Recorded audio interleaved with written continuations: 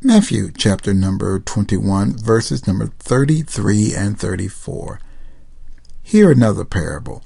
There was a certain householder which planted a vineyard, and hedged it round about, and digged a winepress in it, and built a tower, and let it out to husbandmen, and went into a far country. This is another parable that the master is giving to try to illustrate the Pharisees of his day. And this illustration was used once again in the scriptures as so many of the master's other parables. Songs of Solomon, chapter number 8, verse number 12, talks about his vineyard.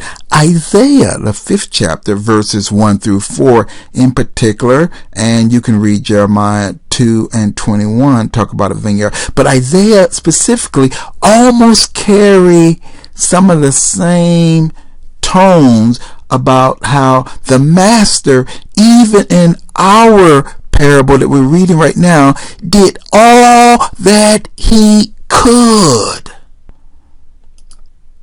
but yet he didn't get the proper results. This is another illustration of how God goes the very last mile of the way to try to help all of us. None of us are so bad that God do not give us chance after chance after chance, opportunity after opportunity. God's not willing that any should perish, but that all should come to repentance.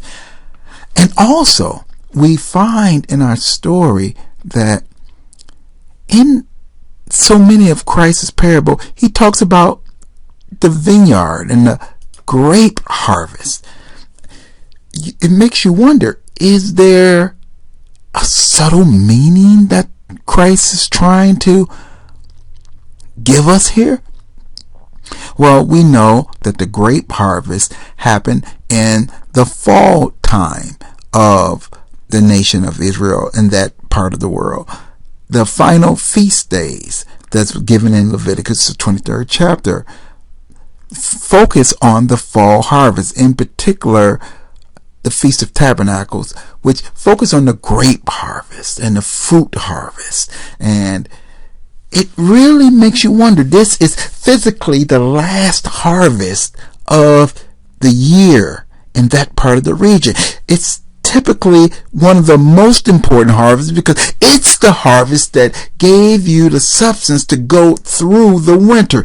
This makes you wonder, is the last physical harvest of the year tied to the great last spiritual harvest of souls?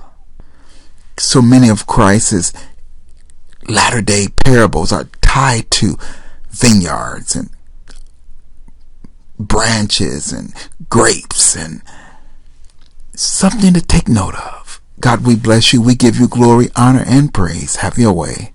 We thank you and be glorified.